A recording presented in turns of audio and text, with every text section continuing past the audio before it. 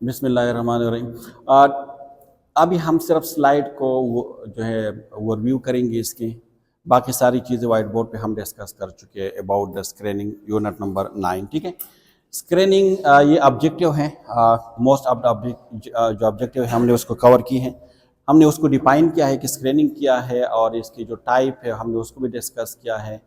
इसकी जो करेक्टरिस्टिक्स है उसको भी डिस्कस किया है।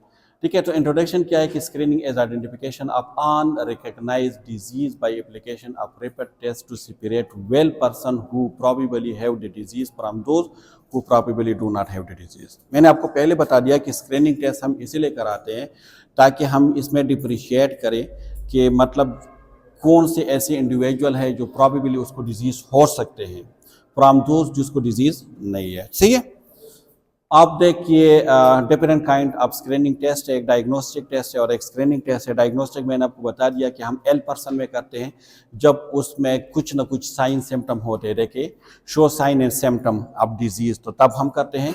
स्क्रीनिंग टेस्ट हम तब कराते हैं जब आपको कोई साइन सिम्टम नहीं होते और उसको डिजीज की चांसेस होते हैं। ठीक है, डायग्नोस्टिक टेस्ट अक्सर हम पॉजिटिव स्क्रीनिंग टेस्ट की बात करवाते हैं। सही है, केस फाइंडिंग किया है कि यूजुअली इन इन्वेस्टिगेशन में हम जब हमारे पास जिस तरह कोविड-19 की मैंने एग्जांपल दे दी कि जब कोई इंडिविजुअल एक्सपोज हो जाते हैं किसी एजेंट को, और हम फिर उसमें स्क्रीनिंग टेस्ट करवाते हैं ताकि हम ये आइडेंटिफाई करें कि एक्सपोज और एल और एक्सपोज और वेल को हम डिफ्रेंशिएट करें। सही है, कॉमन स्क्रीनिंग टेस्ट क्या है? सर्वाइकल कैंसर के लिए हम जो है पेप स्मेयर करते हैं। फास्ट ब्लड जो कोलेस्ट्रॉल की टेस्ट है, ब्लड शुगर की टेस्ट करवाते हैं, बीपी की करवाते हैं, मेमोग्राफी टेस्ट करवाते हैं। ठीक है, जो पीएसए है प्रोस्टेट एंटीजन स्पेसिफिक एंटीजन की टेस्ट करवाते हैं। तो ये कुछ कॉमन एग्जांपल हैं टेस्ट के, स्क्रीनिंग टेस्ट की। आइसबर्ग फिनोमेना मैंने आपको पहले बता दिया कि the pattern of disease in community is quite different in the hospital. Hospital में जो आपके पास डिजीज आते हैं और कम्युनिटी में जो एक्चुअल डिजीज होते हैं उसमें बहुत ज़्यादा डिफरेंट है। हॉस्पिटल में तो आपको थोड़ी से मतलब 10% लोग आ जाते हैं, बाकी 90% तो कम्युनिटी में होते हैं वो डिजीज। सही है, ये अलार्ज जो है ना, ये देख कि proportion of disease HTN, diabetes, TB, HCV, HIV वगैरह हेडन, ये हेडन होते हैं, मतलब वो कम्युनिटी में आपको नज़र नहीं आते। ठीक है, तो ये देख सिर्फ ये वाला पार्ट आपको नज़र आ रहे हैं कि जैसे डिजीज़, बाकी ये जो है ना ये सारे डिजीज़ के साथ है ये लोग, लेकिन ये हेडन है। ठीक है, तो इसको फाइंड आउट करने के लिए हम स्क्रीनिंग टेस्ट करवाते हैं। ये प्रॉपर्टी होनी चाहिए स्क्रीनिंग टेस्ट की कि एक तो यह एक्सेप्टेबल टू कम्युनिटी हो, जिस कम्युनिटी में आप जा रहे हो तो उसको एक्सेप्ट कर रहे हो, इनएक्सपेंसिव हो, require later time to conduct, ऐसा नहीं है कि सालों साल उसमें आप टाइम ले लें, यानी जल्दी कंडक्ट हो रहे, टाइम कंज्यूमिंग ना हो, कैपेबल ऑफ वाइड एप्लीकेशन, जो आप वाइडली फिर दूसरे कम्युनिटी में भी आप उसको एप्लीकेशन कर सकते हो, रिलायबल हो और वैलिडिटी हो। ठीक है, स्क्रीनिंग और डायग्नोस्टिक टेस्ट में मेन डिफरेंस क्या है कि done on apparently healthy person, screening test हम हेल्थी पर्सन में करते हैं और ये अपेरेंट अनहेल्थी पर्सन में हम डायग्नोस्टिक टेस्ट करते हैं। एप्लीकेशन टू ग्रुप, ये ग्रुप में हम करते हैं, और डायग्नोस्टिक इंडिविजुअल बेस पे करते हैं। मैंने आपको बता दिया था टेस्ट रिजल्ट आर जो है मोस्टली हाँ एंड फाइनल, लेकिन जो डायग्नोस्टिक टेस्ट हैं उसके रिजल्ट जो है वो फाइनल नहीं होते, फर्दर इन्वेस्टिगेशन की ज़रूरत होती है। लेस एक्सपेंसिव हैं और लेस एक्यूरेट हैं। ये जो है मोर एक्यूरेट हैं और मोर एक्सपेंसिव हैं। Not a base for the treatment, ये ट्रीटमेंट के लिए हम कभी भी स्क्रीनिंग टेस्ट नहीं करते, लेकिन ये डायग्नोस्टिक टेस्ट यूजुअली हम ट्रीटमेंट के लिए करते हैं। क्या है, initiative comes from the investigator और initiative come from the patient complain. ठीक है, क्योंकि ये इन्वेस्टिगेटर करते हैं, आप जब रिसर्च स्टडी करते हैं या जो भी करते हैं तो आप स्क्रीनिंग टेस्ट करवाते हैं, लेकिन ये तो पेशेंट कंप्लेन की वजह से आप करवाते हैं। ठीक है, टाइप क्या है, मास स्क्रीनिंग है। मास स्क्रीनिंग का मतलब ये है कि आप जाते हो और एक टाइम पे ह्यूज पॉपुलेशन को आप टारगेट करते हैं। ठीक है, हाई रिस्क या सेलेक्टिव स्क्रीनिंग, हाई रिस्क ये है कि अगर किसी घर में कोविड-19 का केस पॉजिटिव आया था तो वो सारे हाई रिस्क पे थे, या आप किसी एरिया में काम करते हो और आप किसी डिजीज को आप एक्सपोज हो चुके हो तो हाई रिस्क है। ठीक है, एक टारगेट है। टारगेटिंग ये है कि अगर किसी की फैमिली में डायबिटीज़ की केसेस हैं, डायबिटीज़ टू उसकी माँ और उसके बाप, तो उस कम्युनिटी में उन लोगों को भी डायबिटीज़ हो सकते हैं। या अगर किसी की फैमिली में हाइपरलिपिडीमिया है तो उसकी कोलेस्ट्रॉल की टेस्ट हम करवाते हैं कि उनके उसकी बच्चों में भी ये हो सकते हैं, या टिलिसीमिया के अगर पेशेंट के आप कर रहे हो तो दिस इज अ टारगेट। ठीक है, एक है मल्टीपेजिक स्क्रीनिंग। मल्टीपेजिक स्क्रीनिंग का मतलब ये है कि आप एक ही टाइम पे मतलब मुख्तलिफ वो करवाते हो, मुख्तलिफ पेज में आप करवाते हो, उसको टेस्ट करवाते हो। ठीक है, तो इसको कहते हैं क्या है, पेजिक। एप्लीकेशन ऑफ 2 और more screening test combination in a large, मैंने कहा ना कि एक, 2 या 2 से ज़्यादा कम्बिनेशन में आप करवाते हो। क्राइटेरिया क्या होनी चाहिए फॉर स्क्रीनिंग अ डिजीज? एक तो यह है कि the disease to be screen should be an important health problem, उस डिजीज के लिए आप स्क्रीनिंग कर दें जो इंपॉर्टेंट हेल्थ इशू हो। अगर आप जुकाम के लिए भी कर रहे हो so this is not okay. फिर क्या है, there should be recognisable latent और अर्ली एसिम्प्टोमेटिक स्टेज। आपको नेचुरल हिस्ट्री के बारे में पता हो, क्योंकि अगर ऐसी डिजीज है, इसको प्री क्लिनिकल स्टेज भी बोलते हैं, जिसमें प्री क्लिनिकल स्टेज नहीं होती या उसको पता नहीं है आपको कि प्री क्लिनिकल स्टेज कितने, क्योंकि हमेशा स्क्रीनिंग हम प्री क्लिनिकल स्टेज में करते हैं, क्लिनिकल में तो फिर स्क्रीनिंग की ज़रूरत ही नहीं है। हाँ, नेचुरल हिस्ट्री आपको पता हो डिजीज़ का। A test available which can recognise the disease, ऐसी टेस्ट अवेलेबल हो जो डिजीज़ को सिम्टम से पहले रिकॉग्नाइज कर सके, तो तब आप स्क्रीनिंग करोगे ना, सही है। फैसिलिटीज़ अवेलेबल हों for the confirmation of diagnosis, available मतलब अगर आपने टेस्ट की तो फर्दर डायग्नोस्टिक टेस्ट उसके लिए अवेलेबल हो। इफेक्टिव ट्रीटमेंट इज प्रेजेंट, अगर उस डिजीज़ के लिए कोई इफेक्टिव ट्रीटमेंट हो तो आप स्क्रीनिंग करोगे। There is a good evidence of the early detection and reduce morbidity and mortality, अगर वो ट्रीटेबल डिजीज़ है, ऐसी डिजीज़ है जो ट्रीटेबल नहीं है तो फिर उसका भी कोई फ़ायदा नहीं है। The expected benefit are more than the cost या रिस्क, जो रिस्क या कॉस्ट है उससे बेनिफिट ज़्यादा हो तो आप स्क्रीनिंग टेस्ट करवाओगे। ठीक है, ये अपेरेंटली वेल पॉपुलेशन है, यहाँ पे आप स्क्रीनिंग टेस्ट करवाते हैं, आपके पास 2 टाइप के रिजल्ट आते हैं, negative result and positive result. Negative result में आपके पास 2 सिचुएशन हो सकते हैं, डिजीज़ है लेकिन टेस्ट नेगेटिव है, pause negative, no disease, true negative. इसी तरह पॉजिटिव में आपके पास 2 सिचुएशन हो सकते हैं, डिजीज़ है तो ट्रू पॉजिटिव, डिजीज़ नहीं है तो true positive. How good is the test?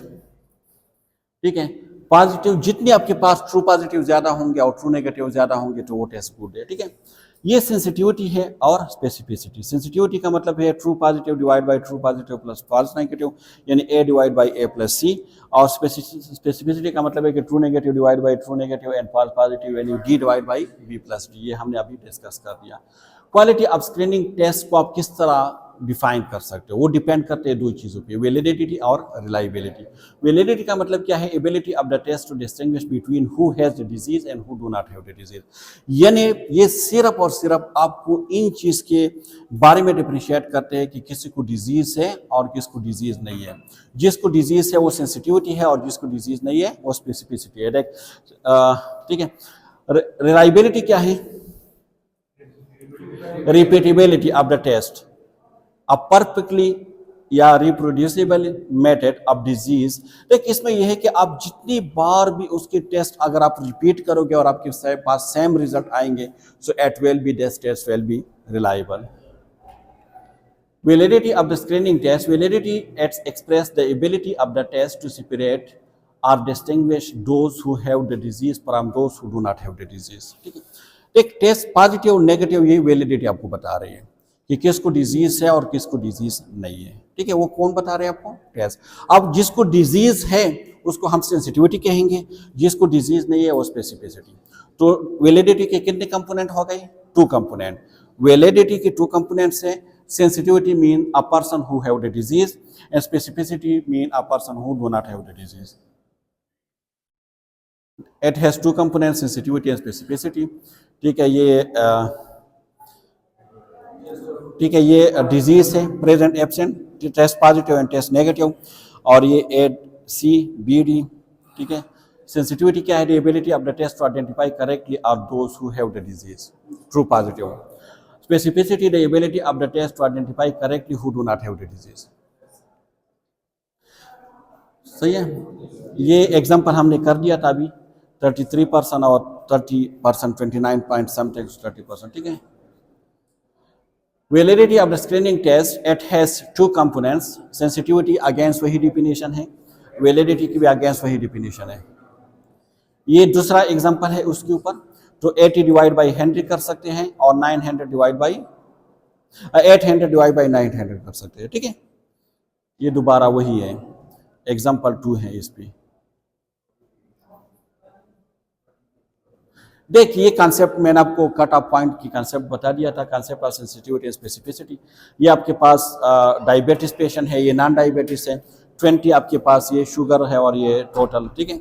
ये जिस तरह हमने अभी कर लिया था, हाई और लो, देख ये हाई, ये आपके पास हाई मतलब कट ऑफ पॉइंट है और it was low cut off point. जब कट ऑफ पॉइंट लो होंगे तो आपके पास सेंसिटिविटी इंक्रीज होंगे, स्पेसिफिसिटी कम होंगे।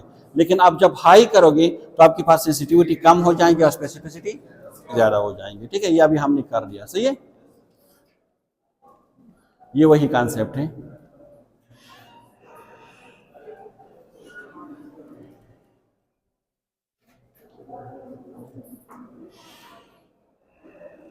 A cutoff point, if the diagnostic confirmatory test is expensive or invasive, minimize the false positive। अगर हमारे पास डायग्नोस्टिक टेस्ट ऐसे है जो आप टेस्ट करवा रहे हो वो बहुत ज़्यादा एक्सपेंसिव है, ठीक है, या इन्वेसिव है, तो हम क्या करते हैं इसके लिए। इन्वेसिव तो जानते हैं आप ना, हाँ, मतलब बायोप्सी लेना वगैरह वगैरह ये सारे उसमें आ जाते हैं, ठीक है। तो इसके लिए हम जो कट ऑफ पॉइंट है उसको हम क्या रखते हैं, हाई, ताकि उसकी मतलब स्पेसिफिसिटी इंक्रीज हो और सेंसिटिविटी डिक्रीज हो, ऐसे करते हैं। इफ द जो टेस्ट है पेनल्टी फॉर मिसिंग, मतलब अगर आपसे केस मिस हो जाए और उसकी आपको पेनल्टी मिलते हो, मतलब सजा के मतलब यहाँ पे क्या है कि मतलब उसके नेगेटिव कंसिक्वेंसेस ज्यादा हो, एंड केस इज हाई, सो फिर आपने क्या करना है, डिजीज इज अ फेटल, मतलब खतरनाक डिजीज हो जिससे ज्यादा लोग मरते हो, एंड द ट्रीटमेंट एग्जिस्ट, और उसकी ट्रीटमेंट मौजूद हो, और डिजीज इज इजीली स्प्रेड, या डिजीज आसानी से एक से दूसरे इंडिविजुअल को फैल सकता हो, तो फिर आपने मैक्सिमाइज करने हैं ट्रू पॉजिटिव को। तो आप क्या कर सकते हो, that is use the cut off point with the high sensitivity. फिर आपने कट ऑफ पॉइंट को लो रखना है ताकि हाई सेंसिटिविटी हाई हो, ठीक है। ये देख, अगर टेस्ट सेंसिटिविटी और स्पेसिफिसिटी की बात हो तो A divide by A plus C और D divide by D plus D, ठीक है। ये वही रिजल्ट आ गया है, कभी नीचे कभी ऊपर, ठीक है। अब प्रेडिक्टिव टेस्ट वैल्यू क्या है, जैसे the power of a test है, the predictive positive predictive value है और नेगेटिव है। अब द पॉजिटिव प्रेडिक्टिव वैल्यू का मतलब क्या है, the proportion of the patient who test positive who actually have the disease, और नेगेटिव प्रेडिक्टिव वैल्यू का मतलब क्या है कि the proportion of patient who test is negative who actually free from disease. मतलब ये टेस्ट के बारे में आपको बताते हैं कि आपके टेस्ट कितने एक्यूरेट है, ठीक है। If a person test is positive, what is the probability that he और शी हैज द डिजीज। अगर एक इंडिविजुअल की टेस्ट पॉजिटिव है तो कितने परसेंट प्रोबेबिलिटी है, चांसेस है कि वाकई उसको डिजीज होंगे, या अगर किसी इंडिविजुअल की टेस्ट नेगेटिव है तो कितनी परसेंट ये प्रोबेबिलिटी है कि उसको वाकई डिजीज नहीं होंगे, ठीक है। तो ये पीपीवी और एनपीवी आपको बताएंगे, ठीक है। देखिए टेस्ट की बात हो रही है तो A divide by A plus B होंगे और D divide by C plus D होंगे, ठीक है। ये देखिए पॉजिटिव प्रेडिक्टिव वैल्यू का ये फार्मूला है, A divide by A plus B and negative D divide by C plus D, ठीक है। ये रिपीटेबिलिटी है, रिप्रोड्यूसिबिलिटी है, रिलायबिलिटी है। इसमें 3 टाइप की वेरिएशन आ सकते हैं, intra subject variation, intra observer variation and inter observer variation. Intra subject variation का मतलब क्या है, variation in the result of the test conducted over a short period of time on the same individual, एक individual पे आपने कर दिया है। The different is due to change, आपने क्वेश्चन पूछा था कि क्यों हो रहा है ना, तो सच एज फिजियोलॉजिकल या एनवायरमेंटल चेंजेस की वजह से हो सकते हैं, occurring to that individual over the time of period. सही है, 9 बजे वो बिल्कुल कॉम था, 10 बजे उससे घर वाले लोग जो है मिलने आए, उसने उसको और भी एग्रेसिव कर दिया। जब आप उसकी बीपी चेक कर रहे हो तो उसमें वेरिएशन है, ठीक है। हाँ, variation of the blood pressure regarding to 24 hour देख 110 ये मतलब लोएस्ट आवर में इतनी है, हाईएस्ट आवर में इतनी है, वो आपको बता रहे हैं। एंटर ऑब्जर्वर का मतलब है कि दो observer, variation is in the result of the test due to multiple observer examining the result enter between.